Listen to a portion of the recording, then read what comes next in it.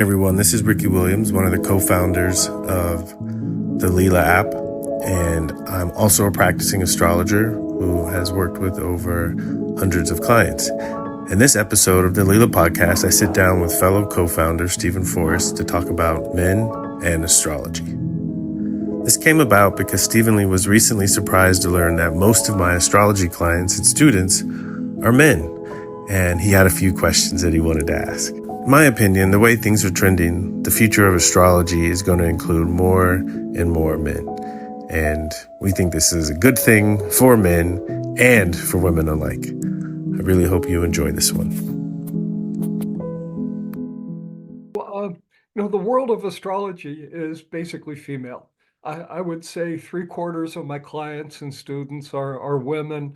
It's been that way for 50 years or so of my practice, very stable. It's a pretty common pattern everywhere in the field of astrology. I speak with other astrologers, and now the other day you and I were talking, and I was just like gobsmacked, when you mentioned that the majority of your clients are males. And I'm just curious how you can explain that, what's your secret? Is it your deodorant? What am I missing?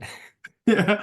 Um, Part of it is that that I was a professional football player, and the majority of football players are men, and a good amount of football fans are men also. So that helped.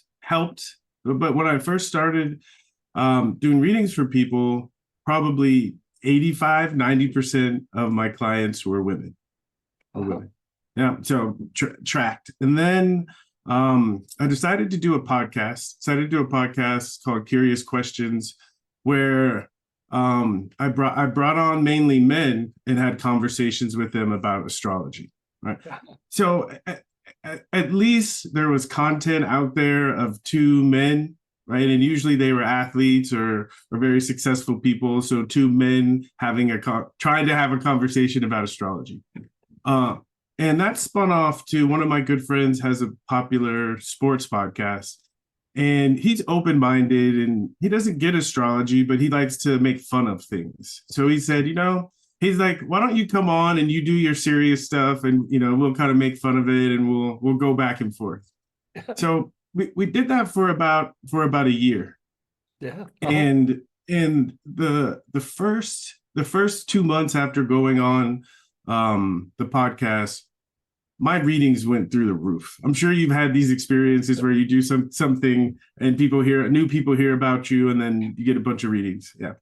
So I think I had maybe 50 people book a month, for the first 2 months. Right?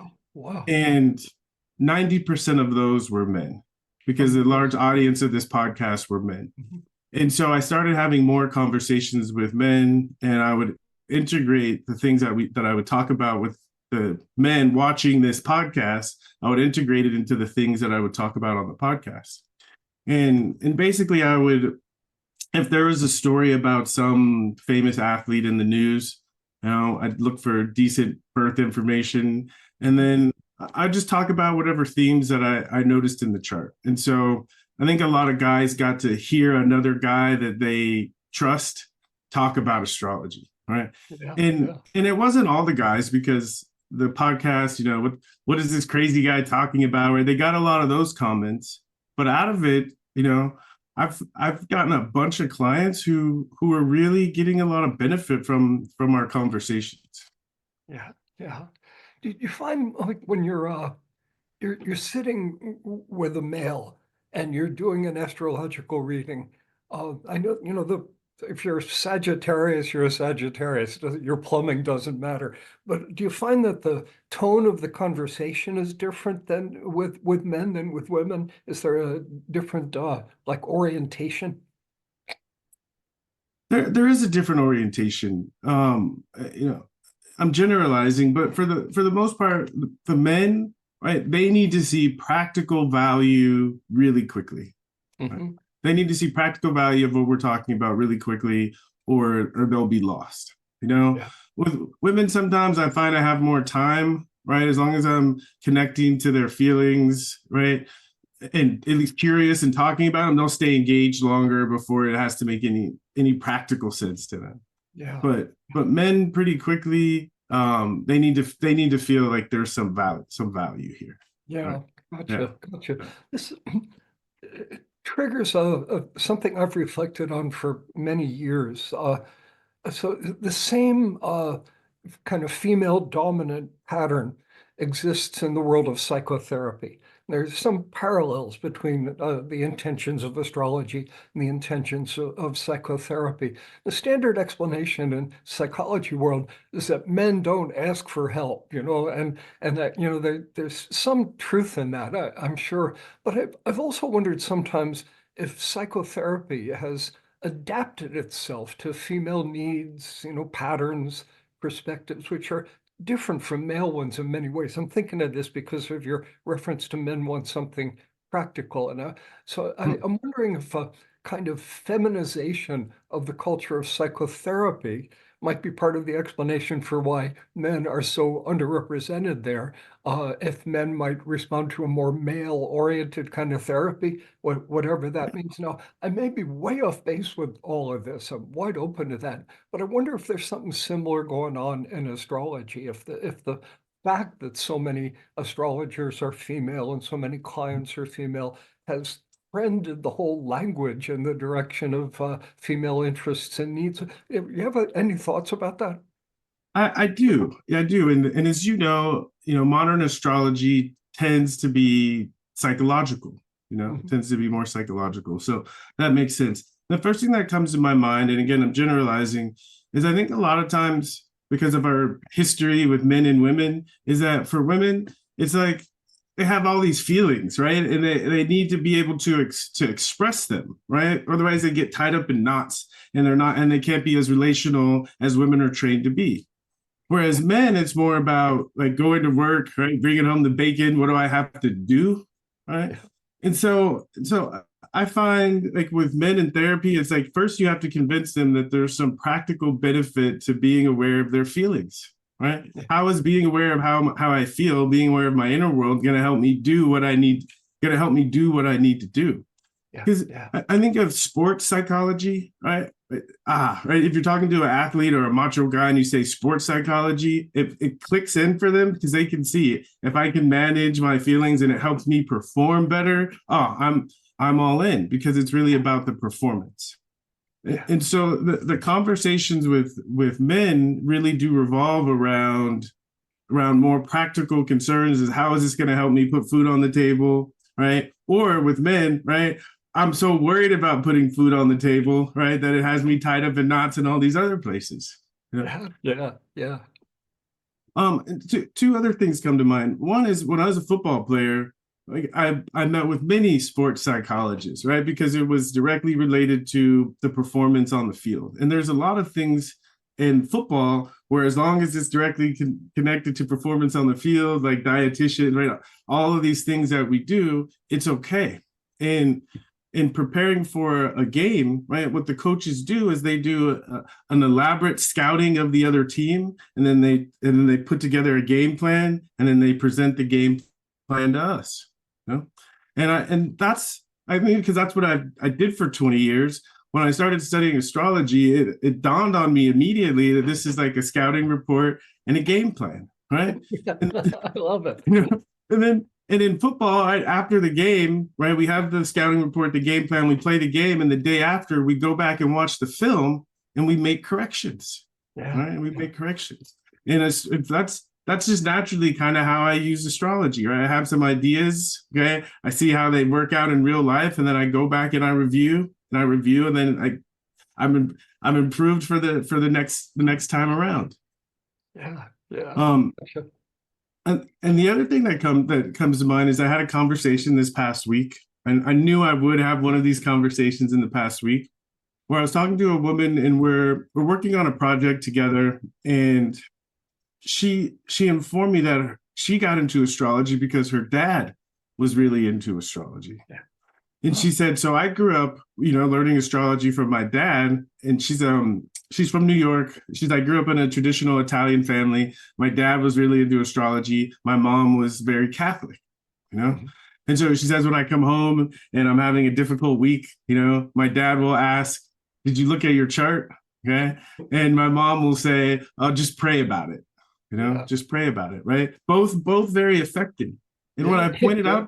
what I pointed out to her is how fortunate she was to grow up in a household where she had both, you know, she had both sides of it. And she said, when I talked to my dad and he asked me if I looked at my chart, she says, sometimes I feel like, who cares, right?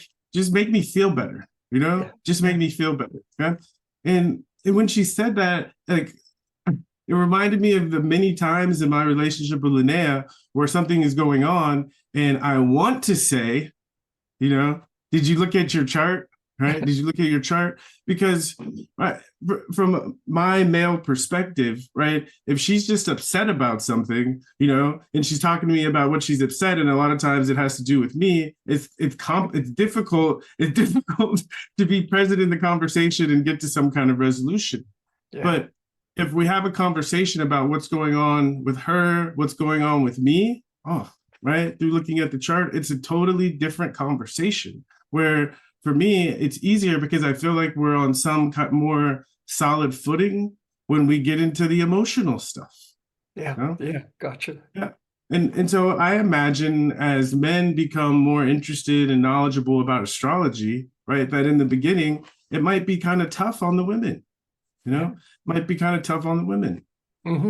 Yeah. Interesting point. It empowers us, the language of astrology, to ask hard questions. It gives us a language that can, I'm tempted to say, manipulate hard questions. I don't mean that in a bad way, but kind of you're on top of it. And men like tools, and Yeah. astrology is a tool. So I'm kind of there's a common viewpoint that's challenged to the left and right lately, rightly, I think, but the idea that women are more emotional than men. True or false? It's like who knows? I'm more inclined to think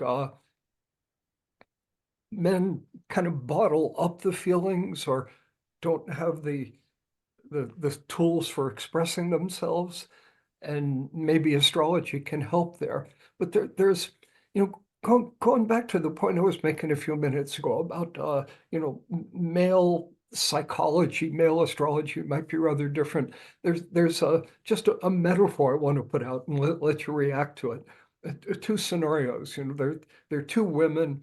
One of them, her marriage is breaking up, and so they're in a cafe and they're talking with each other, they're sharing, they're crying, they talk for 2 hours, about what's going on psychologically with the straying husband and, what my heart feels, just a classic female moment.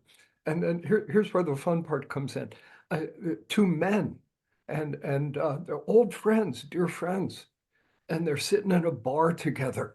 They're not toasted or anything, but they're having a drink in a bar, and facing forward, shoulder to shoulder, male fashion, and the guy says, "Susie is leaving me." His friend is quiet for a few minutes, and he says, "Shit." End of story, and it's actually a very deep moment of support and connection between two men. And it's really hard to explain that to women.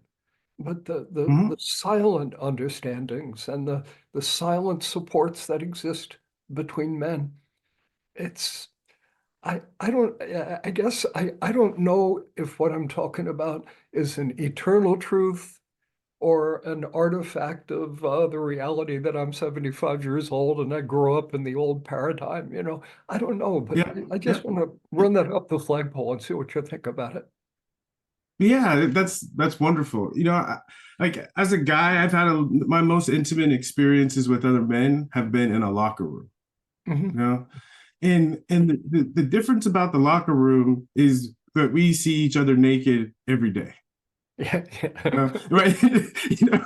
I mean, right? And I mean, like like physically naked, but also, right? We're doing something really difficult together, so we see each other emotionally naked, you know? Yeah, And so, and so part of the conversations in the locker room can become very graphic, yeah, right? Guys aren't crying, but they're emoting 100%, yeah, and I went back to the same experience of sitting next to a friend, and a friend that I haven't seen naked. Okay, this right, I'm sitting next to a friend I haven't seen naked, and he says, his wife is leaving him.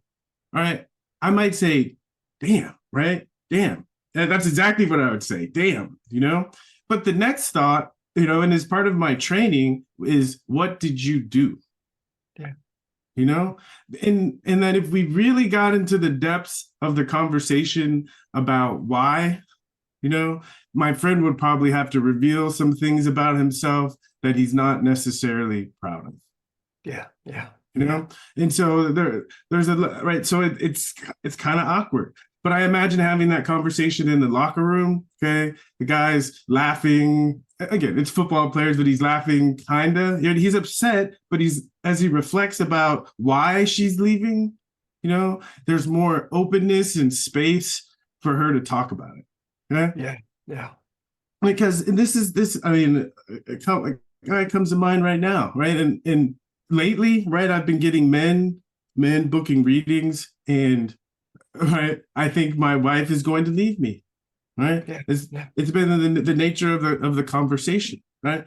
And of course, right, I'll say, it might be nice to understand like what's going on with her and her chart, but let's start and see like what's going on with you, yeah, and to actually have a conversation for him to understand himself as a man in relationship to his wife. And most yeah, men don't have the opportunity to get that kind of reflection, right? The only yeah. reflection they get is what their wife is saying to them. you know Mhm, mhm. and I was in a car with my business partner, and I haven't seen him naked, but Matt, he's learned a little bit of astrology and he knows me well. And it's like every time we travel for business, part of the time is him talking to me about the issues with his wife. Yeah, yeah, Right? yeah.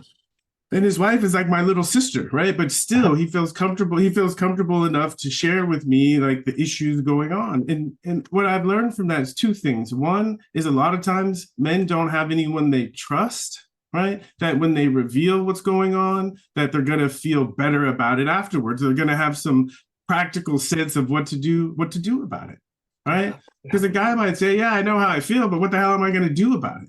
yeah, No, how yeah, am I going yeah. to do about it? And then the other thing that really has jumped out to me is men don't have the language, right? Mhm, They mhm. don't have the vocabulary. It's like what, right? Most of what men can say is that's fucked up or that bitch, or right, is an expression of I don't like this, right? And like I'm gonna have to figure out what to do about this, but I don't like this. It's not like a lot of men, we don't have the language. And Yeah, I know yeah, when I started studying astrology, my life was like my life was crazy, and I had no idea what the heck was going on, right? yeah, And then I met someone who was talking to me about my chart, and I didn't pick it up right away, but I started to see there's some logic here to yeah, what's yeah, going on. yeah, yeah, That yeah. it's a different kind of logic, and it's more of an inner logic, but there's a logic here, and I can wrap my mind around this. Gotcha, Yeah. gotcha. Wow, yeah, this is ramifying in a million directions here. I'm thinking first um it's like I so you're an athlete, not me, not me. And I attribute some of that to the fact that I'm left-handed, but I was trained to like throw a ball with my right arm, you know. I Yep. managed to preserve my left-handedness, but they got my right arm. So what my right arm does well, my left hand will screw up athletically, Yep. and vice versa. So I was like, they divide up sides in gym and school, and sometimes girls would be chosen before me. It's just absolutely humiliating. And so as a result, because I stunk as an athlete I withdrew from even attempting to improve as an athlete. Yes, It's a yes, guy thing. yes, yes, I should be taking, my body has always been kind of stiff, so I should do yoga. And I got interested in yoga in my early 20s. I was the worst one in the class because I'm stiff. So I studied yoga diligently for about 3 weeks. And then I dropped out of the class, haven't done any of it since because I hate being the dumbest one. yes. I have this guy thing. I like to be numero uno, if possible, or at least in the top half, or whatever I'm doing, or I'm not interested. I'm laughing at myself. I don't mean to sound defensive. I'm attacking myself for this because if I'd stuck with yoga, I'd be better off. I would have gotten something out of sports. But so, I want to say this as a foundation for something, and that's so women maybe are intrinsically better at expressing their emotions. I don't know. In practice, they're usually better at it because they've had practice, and Yes. because they've had cultural support for it. Okay, so a man and a woman, let's say in a relationship of any sort, really, they get in a tussle. There's some disagreement, and there's emotional content, and it's like the woman is in a position to absolutely crush the man when it comes to expressing herself emotionally. Man often doesn't like to be crushed, so what does he do? He withdraws. Yeah. I mean, it's been my story, and then and this paralleling a lot of what you're saying, and then one more when we give a man the tool of astrology, it sort of gives him the capacity to engage with a woman. And I just one final image here.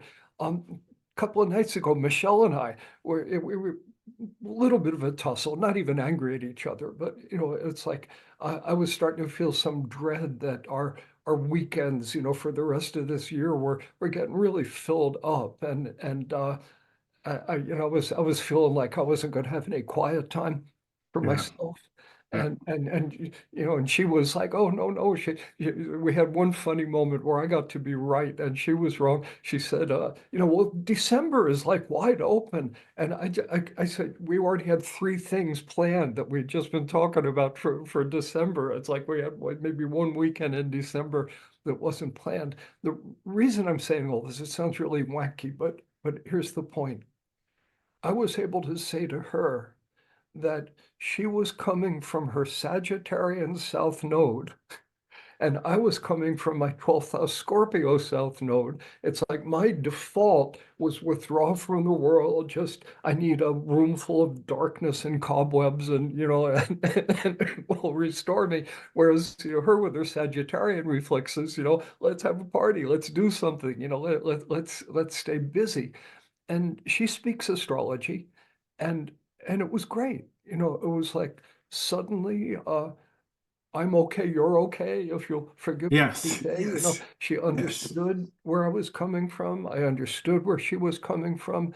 No fault.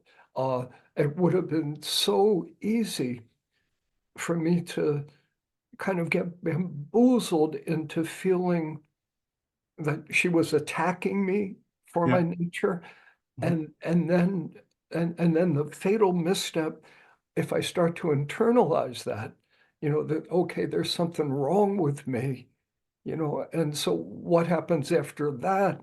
Either I get depressed or I get angry and aggressive, neither of which Mhm. gets us anywhere in a relationship. And so again, the tool of astrology can be so helpful for a man in terms of articulating what his needs are, what he feels, what he's afraid of, all of that. It really runs down parallel tracks with what you were saying, I think. Yeah, 100%. I mean, you took the words out of my mouth. I was going to refer back to what you said about the hard questions, you know, and I found with men, the hard questions, right? Men almost interpret them as impossible questions. And so they withdraw, you know, they withdraw. If I see a chart and I see someone with a lot of eighth house in their chart, men, because that's most of my clients, sometimes I'll start with, what do you what do you think happens after we leave this world? Yeah. No, right. I start with this. If I see a lot of eighth house, and 90% of the time, right, I get an answer similar to it all goes black. Mm-hmm. You know, with the guys, and then I'll wait, and I'll give them a look like, really, and then I won't say anything, right, and they'll say, well, actually, right, they'll start with that answer, and then if I let it sit a little bit, right, something will go a little bit deeper, right, and they'll either say, I have no idea, or I've thought about this and it's frustrating, so I don't think about it, right, that it goes to that next level, and Yeah. it's like I call it like forbidden curiosity. It's like, guys, if they don't think they can find a logical answer, they won't even go there. They won't even go there, And then next, I think of women, right? How many men, right, are 100% sure that there's not some kind of logic to a woman? Yeah. Yeah. I was at dinner with a woman last week and her husband, and the guys were having guy talk. And I was sitting there like, oh, it's so boring, talking about business and so I kind of shifted the conversation, more to astrology kind of stuff, right? And then the wife was sitting across the table. She's like, this is the stuff I'm into. So she got up and she walked over and she sat next to me, right? And her husband's just right there. And she's like, this is amazing because if I talk to my husband about this stuff, right? If I shared how I felt to my husband, his head would spin. His head would spin. Right? I was like, whoa, right? And I'm like, yeah, because he doesn't have, I love the tool, right? He doesn't have the tools to be able to deal with it. And for me, my best male clients are the ones that are motivated to save their relationship. Yeah. Yeah. Because there's a direct application of the tool. Because pretty easy in one conversation, I can give them a couple of suggestions that'll help them do things that'll help their partner feel better. Yeah. And just that awareness is it helps them feel like they got a shot. Helps them feel like they got a shot. Exactly. The application of astrology to intimate negotiations, we're both focused on it in this talk, and it's a huge piece of the puzzle.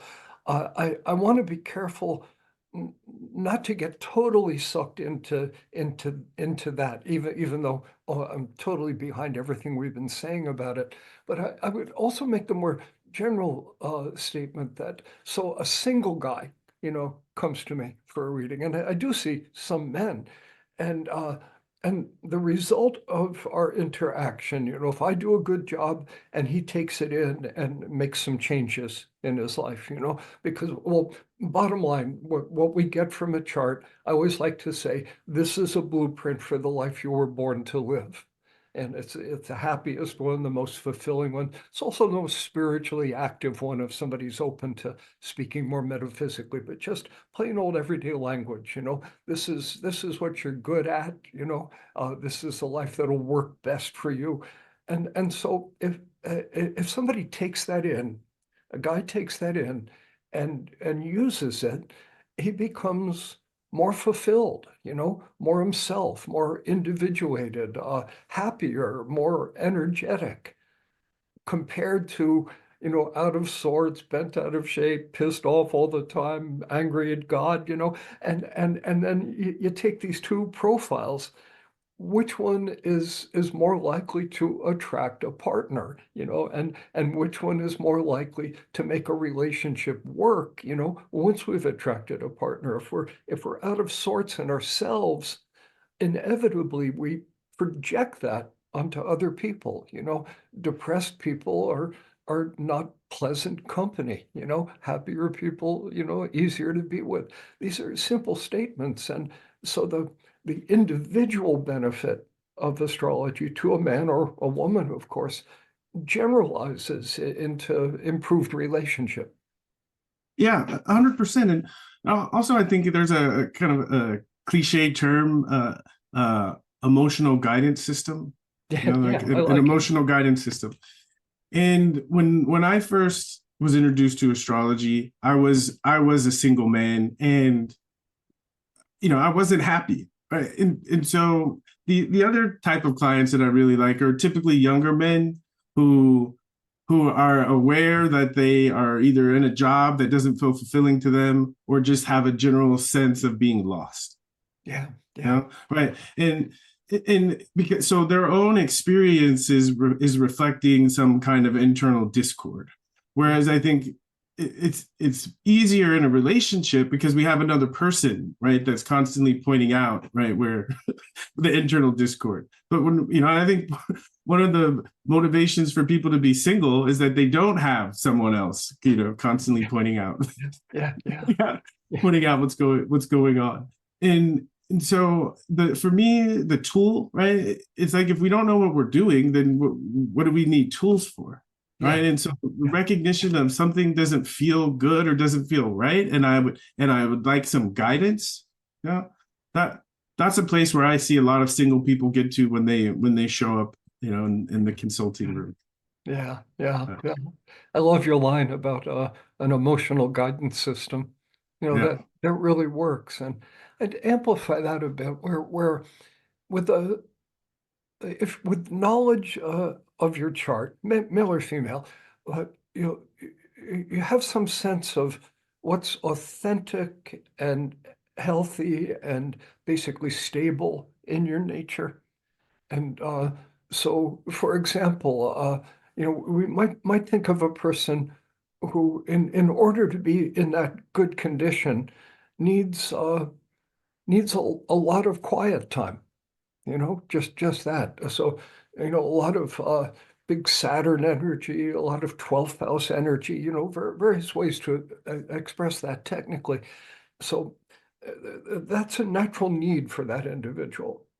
And and if that person is in the presence of extroverts, let's say, and party animals, and God bless them too, but those extroverts and party animals are going to be trying to get him to feel bad about himself for his nature. Now, we all grow up with parents who spend a lot of time teaching us when we should feel bad about ourselves and when we should feel good about ourselves.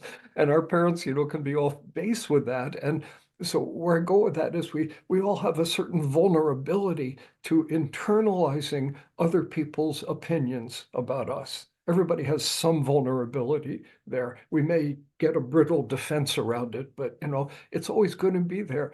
And so with astrology, this quieter person I'm talking about realizes, no, this is not a psychological problem. This is not a personality flaw. This is my nature. If people are criticizing me for this, they're wrong about it. Astrology affirms that which is natural and right in terms of this person's mood or attitude towards life. Turn the coin over, though.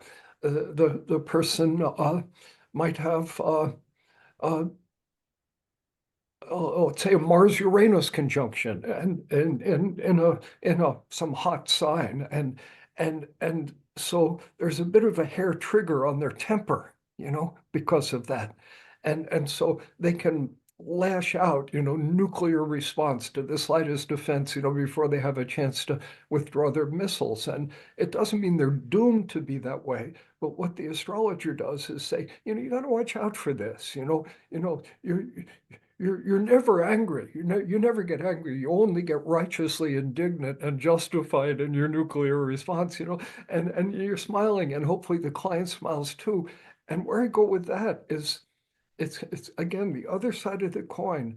They recognize areas of themselves where they're not at their best. They're not their best self. And so astrology helps us sort out the places in our life where, this will sound strange, the places in our life where we should be defensive, because we're defending something that's sacred and necessary to us, versus the places where defensiveness might arise, but it's not helpful. And so we know what to protect and preserve, and we know what we should work on.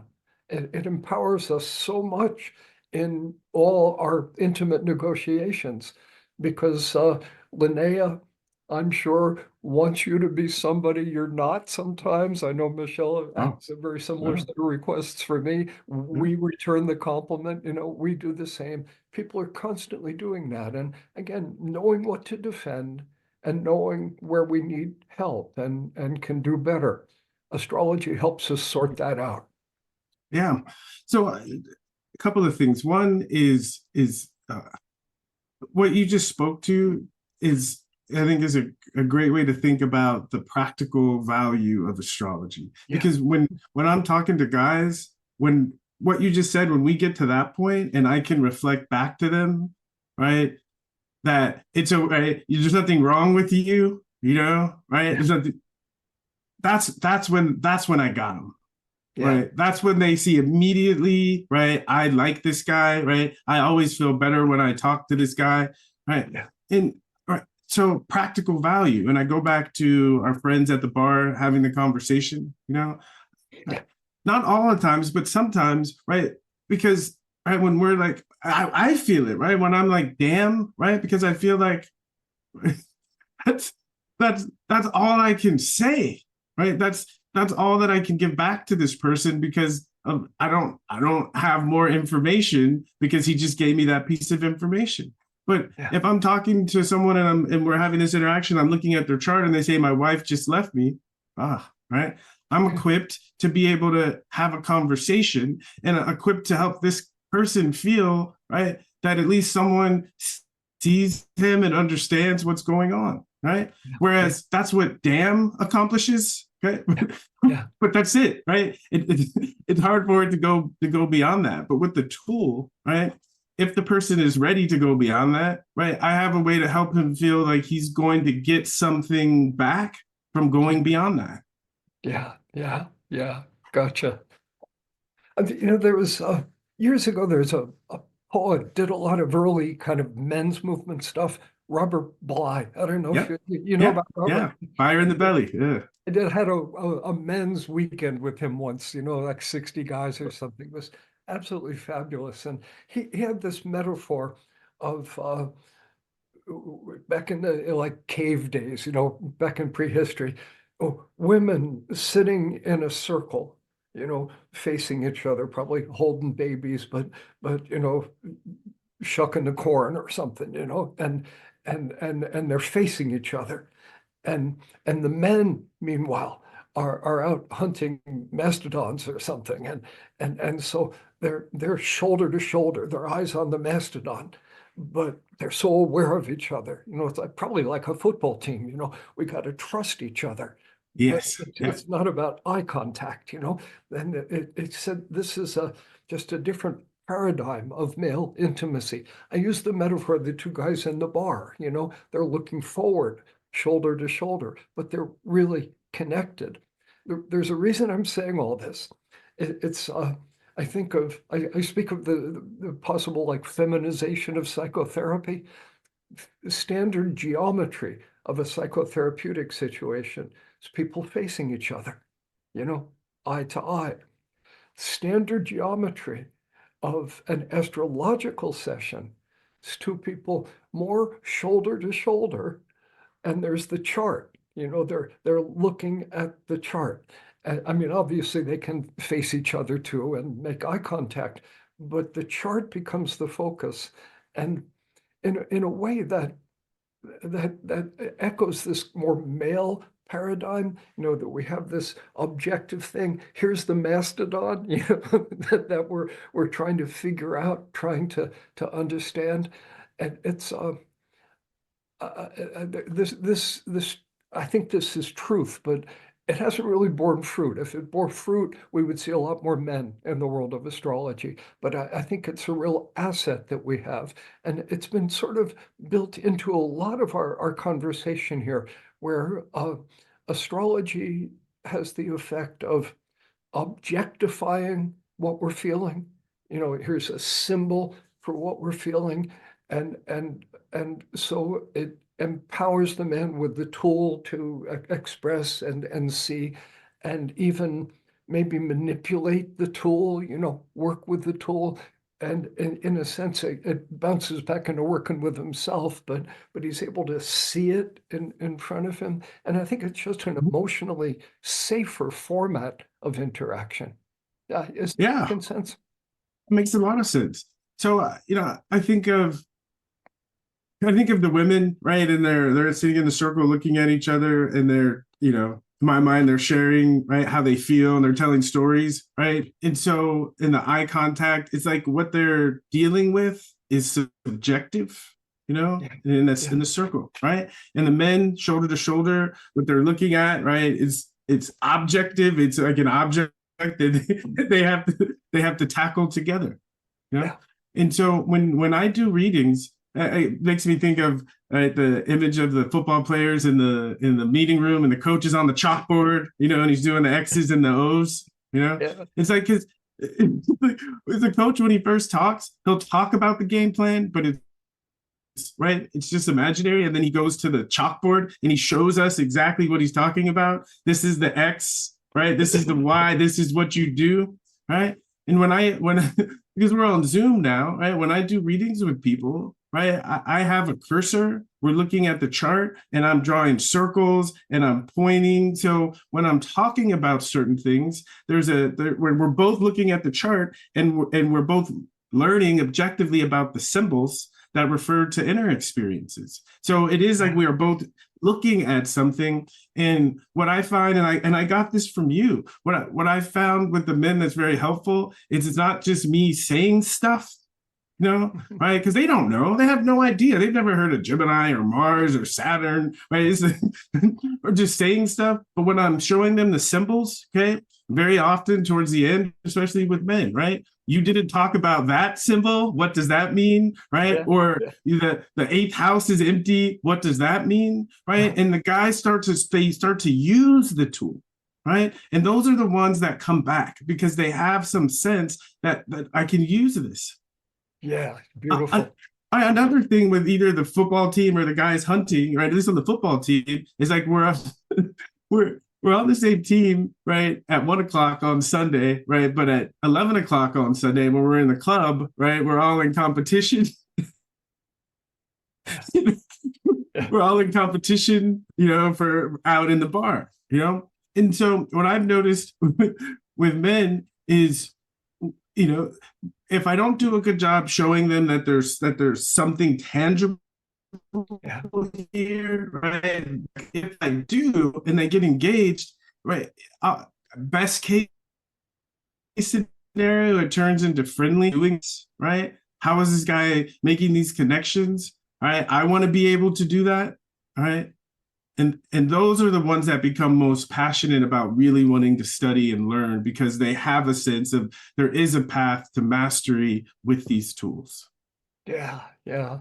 As you speak, the metaphor forming in my mind of the two men looking at the chart, and the ones who get it are the ones where they start to see the chart as a mirror.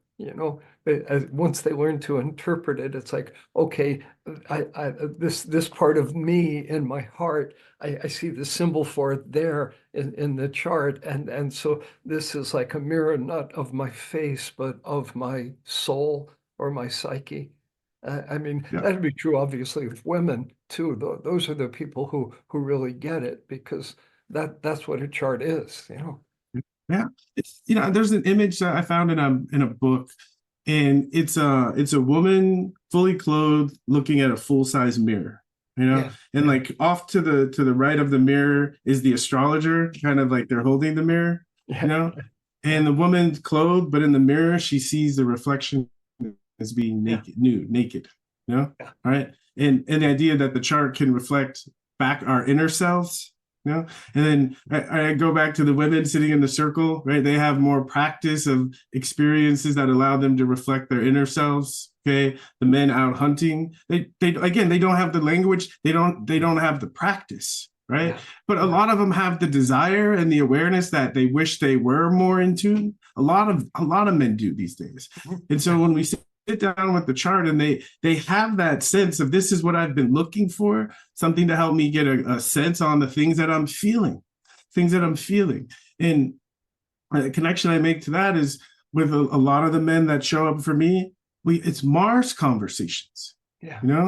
and difficult questions, right? Difficult questions, and there's real life difficult questions that come up in people's lives, right? My habit is to go back to relationships, but a guy, powerful Mars, a lot of planets in Aries, so a very strong sex drive, gets in a marriage, okay, woman, right, not as powerful a sex drive, and then she gets pregnant and has kids, okay, and he has needs, right, and she has needs, right, her needs more of don't touch me right now, his needs literally touch me right now, Ooh, right, and the guy sharing me the arguments he has with his wife, and then we put up the chart, and again, for me, it's like all the Mars and Aries, it just jumps out, right? And not that we're gonna solve all the issues, right, in the first hour and a half, but at least starting to have a conversation about it where he starts to feel a little bit easier with his Mars, And it's right, whether it's men or women, right, a big part of the conversation is how to have more ease with your Mars, coming from different perspectives, right? Because typically, right, the men are trained to hold the Mars, okay, and women are trained to not, right? So it's like I call it battle of the sexes, but at least we have a language to start to navigate these tricky areas. Yeah. When I'm doing a synastry session, it's a phrase that always comes up that my aim here in this conversation of three people, me and the couple, is to generate informed compassion. I love that phrase, informed compassion in each of you towards the other one. And so this in the situation you're just describing, the woman might feel, my partner is this animal, he's this brute, who has no connection with his own heart, just wants to get his weenie wet, so to speak. And this is it dehumanizes the man, even if she doesn't say it, if she's thinking that, he feels that vibe. And so we say to her, everybody's got a Mars, women have sex drives, but your partner, he kind of got the supercharged version of it, and he didn't ask for it, call it his karma, but it's like maybe you should have a little mercy on him from time to time, and this is what he's working with in this lifetime. And then we turn to him, and of course, here's your partner. I don't want to oversimplify, I might say, to these two, but it's often been said that men need sex to feel love, and women need love to feel sex. So here's your partner with her. I'm talking to him. Her Venus in Pisces, let's say. She or her Mars in Pisces. She's not going to feel sexual arousal unless she feels a spiritual connection. So look her in the eyes tenderly, without a sexual agenda, just because you love her and you have compassion for her, meet her need, and just because it's her need and you love her. And by the way, you may like the results, And so again, informed compassion, each for the other. It's a kind of forgiveness, but with a big dose of information in it as well. Yeah. I mean, I'm not sure if you realize this, but one of the things that I think you have a mastery around, among other things, is the hard conversations. Yeah. And I imagine guys hanging out, right, and they're swearing, right, they're being guys, right, and then a woman starts to walk by, and the guys are like, shh, shh, right, or kids walk by, right, shh, right. Again, I'm generalizing, okay, and like we got a message from a Lila user who said, this app shouldn't be called Lila, it should be called Joe. Astrology is supposed to be flowing and intuitive, right? It's not supposed to be like this. Okay. Yeah. Right. Right. Guys talking, women come, and again, guys change their behavior to soften things. Yeah. Right. Yeah. Yeah. And when I first started studying astrology with you, there's certain, like, you tell a story, and I'm thinking in my mind, there's no way I would feel comfortable having that conversation with somebody. Yeah. Yeah. No way I would feel, but watching over and seeing how, because no one's willing to go there, how valuable it is to the people that are willing to go there and have some clarity about how to talk about these things. Yeah. Again, the hard questions. And so I think another thing with men is, like, on the outside, men will be protective, but I find as soon as they see it's safe, right? It's safe to have this conversation. It's safe to go there, right? It starts to flow. It starts to come. It starts to come out. And right, there's ways that we shame women and ways that we shame men, but the ability to have intelligible conversation about these shame factors in a way that helps people come to terms with them and see the evolutionary aim or the evolutionary purpose behind what's going on. Wow. Okay. So I've found what's won me over with men is the willingness to have those conversations, right? Because it kind of hits me of how much, like, this is really going on in the world, and people don't really have the opportunity to talk about it in an intelligible, meaningful way. And so, right, the guy I was talking about earlier, right, one of the fights him and his wife have is about porn. And it's like, ooh, right? It's like, how many people are you going to find, right, that are going to have a conversation about that, right, without getting into judgments and shame and all those other things, but have a conversation about Mars, because that can help put someone into the part of themselves that is moving in that direction. So I find that, if guys saw astrology tackling more of these difficult questions, okay, I think it starts to become more practically useful to men. Yeah, exactly. There was a book title. I can't remember the author, but I have a little collection in my head of book titles that are so good that you don't have to read the book. The title just says it all. And this was a book about male depression. And the title was, I Don't Want to Talk About It. Yeah. It doesn't, that just nails it, there's a standard female complaint about men. They don't talk about their feelings, etc. It's kind of territory we've been exploring here. We give men the tools, and they actually are as emotional as women, I think. But there's a kind of a cork in the bottle, and we have the tool that allows it to express. But the notion is that a man who doesn't express himself emotionally tends to become depressed, and that depression. Well, I think of Sigmund Freud. We get in trouble quoting him some lately, but one of the smartest things that he said was that depression is anger internalized. And so if we're angry, in really raw terms, the nature of anger, we want to kill somebody, that's, we want to hurt somebody because we're angry. And if we internalize that, we're hurting ourselves, killing ourselves. In fact, the extreme expression of depression is, of course, suicide. That's the kind of the logical end of it. And so this is the crisis in the male psyche.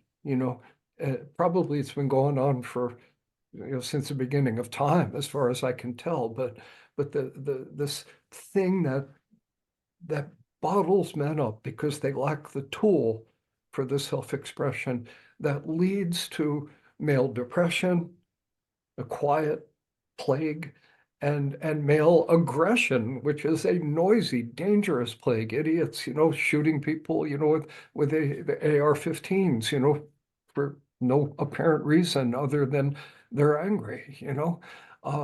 It's. I mean, I just get so excited thinking about what happens if we hit that 100th monkey and astrology spreads through the culture and men realize that it's helpful for them, and that when they're attacked for being who they are, they can defend, and when they're attacked correctly for something where they need to improve, they can say, okay, I see that and I see a path to improvement. I'm not a hopeless case. This is something I'm working on, and here's how I'm working on it. It just it solves so many problems in the male psyche. I get really excited about thinking what it can do.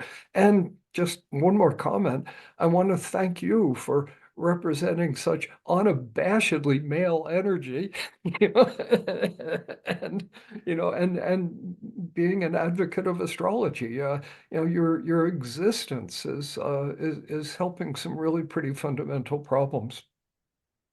Yeah, I'm at that age where I'm starting to realize, I'm starting to be able to look back and take stock of all of my experiences and see how I've needed those experiences to do the things that I'm doing right now. And Yeah. and as up and down and as crazy as my life has been, you know, it wasn't until I found astrology that I started being able to make some sense out of it. Yeah. And so I feel like I've turned into a living example, of what's possible. Yeah. And I think you just did a wonderful job of summing up, I think, the value proposition to men, simple way to be less crazy, and so I'd like to end with an example, a personal example from a guy from my life. All right. Mhm. So people who have followed my career in sports, when I got drafted to go to the NFL, I decided to do something very unconventional with my contract, and I have the planet Uranus in the second house. Okay. So, tend to have unconventional ideas around resources. Okay. And my wife, Linnea, second house sun. So, resources and stuff, very, very important to her. Okay. She's very open-minded and we can have conversations. But the one sticking point in our relationship, right? One sticking point always came down to resources, resources. And right, the way that I internalized and was telling the story is there's something wrong with the way that I handle resources and think about resources, just 100% wrong. So whenever the argument would come up, all right, I just would automatically go to I messed up again, right? That's like the outer side, but something inside doesn't feel good about that, so it turns into an argument, And then one day it just dawned on me is I have a different point of view around resources. It doesn't make it right. It doesn't make it wrong. It just makes it different. And when I started to view, just own that perspective, right, I got less defensive when we would get into the conversations about resources. I could just realize that we have different perspectives about it. And that realization allowed us to actually have a conversation about it and to appreciate each other's perspective. Yeah. Yeah. Beautiful. Yeah. Yeah, it's just a case in point of astrology empowering a couple with respectful language, building the bridge of understanding through I'll say words, but the right concepts that have that quality of informed compassion. So Linnea can look at your chart, see that Uranus in the second house, and Ricky, here's a different drummer when it comes to money. Look at his life. Has his life been Uranian in the financial, from the financial angle? It's like the proof is in the biography. She can see it. Yeah. And here you are, looking at turning 50 and still eating reasonably well. And, not eating beans out of a can in an alley somewhere. You must be doing something right. Yeah. Whew. I mean, it's, and just to apply this, right, because we have a relationship with other people, but the starting point of that story was the informed compassion for myself, and we can say self, but you talked about, right, we're growing up as children, we're sensitive to right, because we don't know anything, so we're sensitive to the opinions of the people around us. And as we become adults, we have a relationship with all those internalized voices, and to be able to have informed compassion for ourselves, right? It makes it easier for other people to have informed compassion for us. Yes, yes, yes. Yeah. Well said. Yeah. It This all was comes great. down to love, as usual. Yeah. Yeah.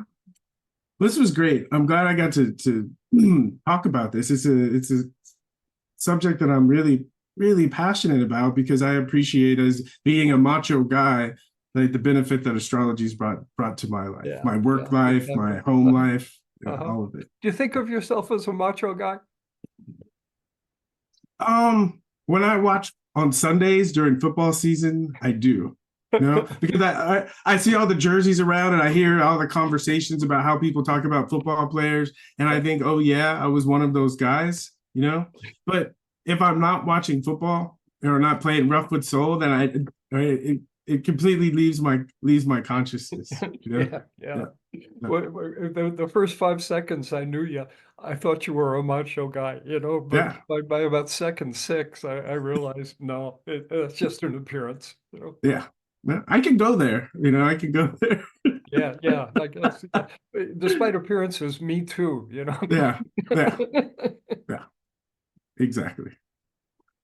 Well, I think that's one of the reasons why we bond, Yeah, I think so Yeah, too. I think yeah, so too. It's we're both alpha males, you know. It kind of feels funny to say that, but we've each manifested it rather differently, but positions of, leadership and influence over others. yeah. I think, as the male archetypes, right? I think about the archetype of the philosopher king, Yeah, yeah, you yeah. know, right? And and to me, this is what this I felt like I kind of stepped into that archetype when I found astrology, because Yeah, I was yeah. doing the alpha male thing, but I was lost, Uh-huh, And I uh-huh. felt like once I found astrology, I had more of a direction and started to develop like a philosophy of living. Yeah, yeah, yeah, exactly. Yeah. Well, I hope some men listen to this interview, and sense the welcome mat that we're putting out there with Lila and our personal work. And as we need more male energy in Yeah. astrology world, as far as I'm concerned. There's something unhealthy about a big gender imbalance, Mhm. and I'm hoping that we've just made a big step in the direction of, again, of putting out the welcome mat. Yeah. Yeah. I feel like it. Maybe I'll cut this out, but I can't help but think, at least in the beginning, as men start to become more interested in astrology, that it's in the beginning, it's going to be tough for the women. It'll balance out, it'll balance out. I think sometimes there's a reprieve for the women that the men can't go there, you know? Yeah, yeah. Yeah, for sure. It, Yeah. I think it will change the culture of astrology. Uh, but I'm thinking there's some parallel here that when I was young, astrology world was very white. It was a white people's world. I didn't experience it as racist. It was just kind of culturally white, and that's improved tremendously, in the last 15 years. Lots more, Black people, Asian people, I don't know why we don't call Latino people white people, because they're Caucasian too, most of them, but there's more Latino people, more Spanish energy, and it's astrology world has absorbed that. It's been good for us, and uh, I everybody speaks about diversity. Diversity is just one of those buzzwords, and I'm totally in favor of it. But I get such a giggle sometimes out of the fact that the minority group that's totally underrepresented in astrology world, heterosexual males, Yeah. there were Mhm. plenty of gay males, Yeah. and God bless the gay folks, but heterosexual men so underrepresented, And just as we've been improved by being more welcoming to other kinds of diversity and creating more of so astrology world looks like the Earth's population, every step we take in that direction, I think is a positive step. And so, let's put out that welcome mat. Yeah. I think it's important to put out the welcome mat, because I think like integrating any minority, right, requires effort, and that especially a macho guy coming into an astrology conference might feel like might feel like a fish out of water, right? And the people in the conference looking at the bro, right, the guy, the frat boy, thinking, what are you doing here? Yeah. Did you feel that? I mean, you're not, like a frat boy exactly, but when you started getting into Astro World, did you feel like you were getting funny looks, It was funny looks, but when I jumped into Astro World, really it was your apprenticeship programs, which are like a family, and everyone feels welcome. So it wasn't funny looks, there was curious looks. There's curious looks. But yeah, when I went to NORWAC, the bigger conference, there were more funny looks, because it's just more people, less of a family feel. Yeah, exactly. Funny looks, but not dirty looks. Exactly. That's comforting to know.